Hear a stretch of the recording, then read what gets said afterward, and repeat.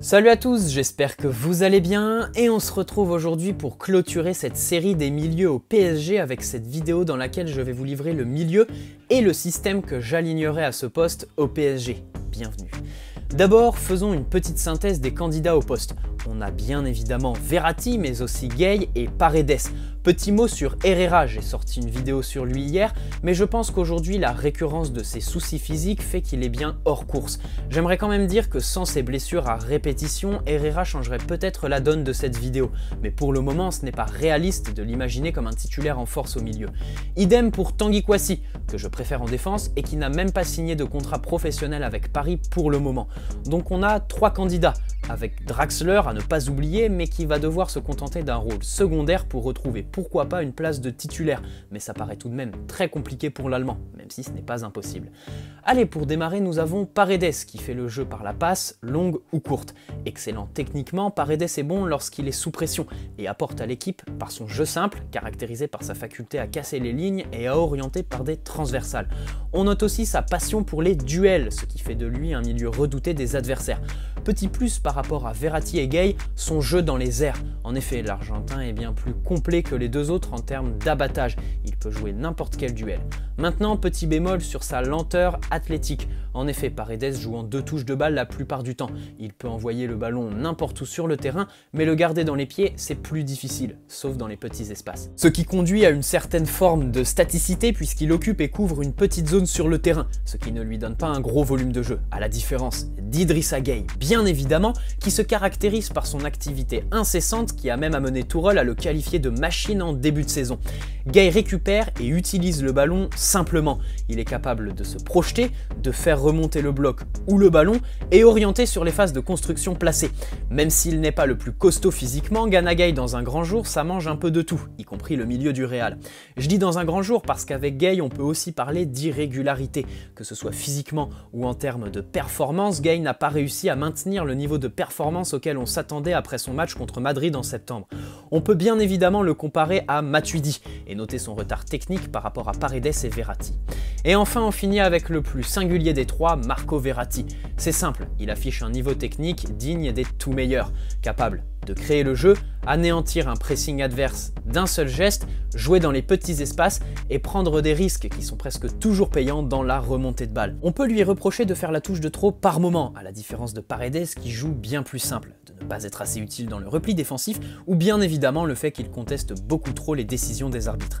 Et ici, on va faire une transition sur le système que j'utiliserai. En effet, on sait tous que Tourelle utilise depuis le début de l'année civile un double pivot dans le 4-4-2, un double pivot qui s'est trop souvent retrouvé débordé et qui est en première ligne lorsqu'on discute du nombre de buts encaissés par Paris en février par exemple. Mais force est de constater qu'avec ce système à deux milieux, d'abord on s'est fait marcher dessus au match aller contre Dortmund, mais avec ce même système, on est passé et on a mangé du Witsel et du Can. L'essentiel est là, on s'est qualifié en Ligue des Champions avec ce 4-4-2 et ce double pivot. Mais en 4 points, j'aimerais vous dire pourquoi je reviendrai au 4-3-3 avec une pointe basse et 2 relayeurs jusqu'à la fin de la saison. D'abord, le double pivot est peut-être trop dépendant des attaquants et de leur repli défensif. En effet, personne ne peut le nier, on a l'impression qu'une bonne prestation de nos milieux dans ce 4-4-2 est conditionnée à l'apport des 4 de devant durant les phases de transition à la perte de balle. D'ailleurs, les matchs où nous avons pris le dessus au milieu, c'était soit contre des équipes qui ne proposaient rien et ne sortaient pas de leur bus installés bien trop bas sur le terrain, ou lorsque les attaquants étaient décidés à s'impliquer défensivement. Une dépendance vis-à-vis des attaquants qui est peut-être trop importante pour moi. Ensuite, si on regarde derrière pour se projeter, nous avons affronté Dortmund et nous sommes passés. On va pas faire les hypocrites. Déjà, cette équipe de Dortmund était bien inférieure à la nôtre sur le papier, même si elle a été supérieure dans l'engagement au match aller. Deuxièmement, le 3-4-3 de Lucien Favre compte aussi 2 milieux dans un double pivot. Nous étions donc à égalité numérique au milieu face à une équipe qui était moins forte que nous et dotée d'une défense relativement mauvaise. C'est-à-dire que si nous passions la première ligne, tout devenait plus facile. Là, j'aimerais revenir sur le 4-4-2 qui était bien évidemment le système à utiliser pour passer. Face à une défense en carton et à égalité numérique au milieu, il était logique d'utiliser le 4-4-2 pour en planter le plus possible et les oppresser en phase offensive. Mais imaginons notre double pivot contre un milieu milieu à 3. En infériorité numérique, déjà je pense que ça deviendrait bien plus difficile de jouer à 2. Ensuite, nous avons passé un cap dans la compétition. Les équipes que l'on va rencontrer, elles seront bien supérieures à Dortmund, qui ne savait que contre-attaquer et jouer en transition rapide. Face à une équipe qui pose le jeu, qui fait tourner, qui a une grosse qualité technique et qui exploite la moindre brèche, j'ai quelques doutes. Troisièmement, vous le savez tous, Di Maria est suspendu pour le match aller du quart de finale que l'on espère jouer, ce qui va donc remettre en question la présence des 4 fantastiques. Et pourquoi pas remettre sur le devant de la scène le 4-3-3. Et enfin parce que Verratti est un joueur qui doit être dans les meilleures dispositions possibles pour montrer l'étendue de son immense talent de créateur et qui a besoin du soutien d'une sentinelle qui le libère de certaines tâches défensives comme Mota à la bonne époque ou en sélection avec Jorginho. Je remets le système à 3. Et ça vaut aussi pour Idrissa Gueye qui paye les restrictions du 4-4-2 en termes de liberté de mouvement.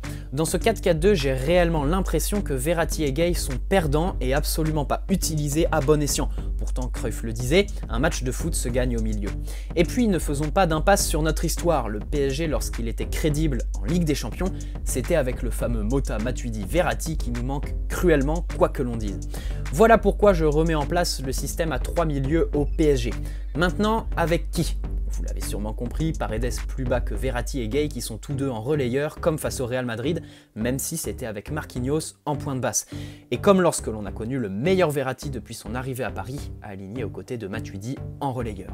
D'abord, Paredes. La montée en puissance est remarquable. Il mérite sa place, mais en aucun cas son niveau actuel ne doit remettre en cause Marco Verratti, qui doit être le point névralgique du milieu. Celui pour qui ses coéquipiers jouent pour pouvoir exploiter ses qualités en phase de construction face à n'importe quel adversaire qui nous harcèle ou qu'il joue recroquevillé devant son but. Il n'y a aucune raison que Paredes ne réussisse pas au poste de sentinelle. Il aime le duel, il a du vice et sait en jouer pour venir embêter l'adversaire et le faire sortir de ses gonds comme le faisait Mota. Il faut juste qu'il se déplace plus sur la largeur du terrain, mais ce n'est pas trop lui en demander puisqu'il ne couvrirait qu'une ligne par un mouvement sur la perpendicularité de la touche. À la relance, il est selon moi le profil parfait à ce poste dans le groupe actuel au PSG. En effet, il joue toujours très rapidement, ce qui fluidifierait le circuit de balle. Mais il sait aussi perforer, voire casser les lignes adverses par la passe et jouer long par des transversales qui sont téléguidées. Une vraie rampe de lancement comme on les apprécie et un guerrier qui peut se rendre très intéressant et avoir des similitudes avec Mota qui nous manque tant à ce poste. Ensuite, Idrissa Gueye en relayeur. Plus haut, avec beaucoup plus de liberté dans son mouvement, ce qui gonflerait son volume de jeu bien évidemment, et on en a bien besoin. Pourtant actuellement avec le 4-4-2 qui restreint son volume de jeu, on se prive de quelque chose. Il pourrait aussi enclencher un contre-pressing permanent à la perte de balle, ce qui permettrait au bloc d'être haut sur le terrain et proche de l'adversaire. Et puis ses capacités de projection, on les appréciera forcément puisqu'il jouera plus haut sur le terrain. En une phrase, si on veut retrouver le Gueye que l'on avait eu face au Real Madrid, il faut le mettre dans les mêmes dispositions. Et vient enfin notre Verratti, un talent immense et indéniable, mais très difficilement exploitable, dans le sens où il faut vraiment que Verratti soit dans les meilleures dispositions possibles, en relayeur selon moi. Avec Paredes qui le soulage de certaines tâches défensives et Gueye qui lui offre plus de liberté puisque le milieu sénégalais apporte une densité assez importante au milieu. Enfin, je le mets à gauche de mon milieu aux côtés de Bernat qui lui aussi serait beaucoup mieux dans un 4-3-3, et Mbappé bien évidemment avec qui il entretient une relation technique bénéfique au PSG dans la recherche de dédoublement et d'espace par la prise instantanée de profondeur. Inversement, sur les phases arrêtées comme les corners par exemple, je laisse Gueye et Verratti un cran en dessous et j'offre à Paredes la liberté d'aller se positionner à l'entrée de la surface pour profiter de sa frappe de balle intéressante sur les seconds ballons. En plus de cela, le milieu à 3 permettrait de faire du quasi poste pour poste avec les remplaçants. On pense à Draxler ou Herrera qui est un box-to-box parfait pour un 4-3-3 mais trop irrégulier. Maintenant, oui, cet avis est subjectif et un retour du système à 3 n'est pas à l'ordre du jour. Il faudrait déjà le retour de notre football en général.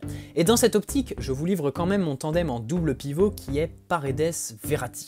Deux profils similaires, certes, mais qui peuvent se révéler complémentaires s'ils font les efforts attendus à ce poste. Étant adepte du 60-30 et en composant avec le fait que Verratti soit grillé au bout d'une heure, je fais rentrer Gueye pour la dernière demi-heure, son activité et sa débauche d'énergie pouvant faire très mal sur une fin de match. Mais quoi qu'il en soit, mon esprit et mon analyse restent focalisés sur un retour du milieu à 3 pour plus de densité au milieu, surtout pour la suite de la Ligue des Champions où nous allons forcément rencontrer des adversaires qui maîtrisent beaucoup plus leur circuit de balle et puis aussi en termes numériques, il est très probable que l'on tombe contre une équipe qui joue à 3 au milieu. Répondre numériquement, ce serait déjà ça. Un peu moins de dépendance vis-à-vis des attaquants qui de leur côté seraient aussi un peu plus libres et bien évidemment pour mettre Verratti dans les meilleures dispositions ainsi que Gay, Paredes ayant le profil et les qualités pour jouer en sentinelle sans ballon et en rampe de lancement en phase de construction. En contre-attaque, la présence basse de Paredes peut aussi se montrer intéressante puisqu'il pourrait éliminer d'une passe la première ligne et ainsi créer une supériorité numérique pour ses relayeurs et les 3 de devant qui n'auraient plus qu'à se débarrasser de la ligne de défense adverse. Voilà, fin de cette série sur le milieu au PSG. N'hésite pas à me donner ton système dans l'espace commentaire, poser un like si cette vidéo t'a plu et t'abonner si ce n'est pas déjà fait. Et bien évidemment, d'autres séries arrivent sur la chaîne. Bonne soirée à tous, allez Paris, ciao.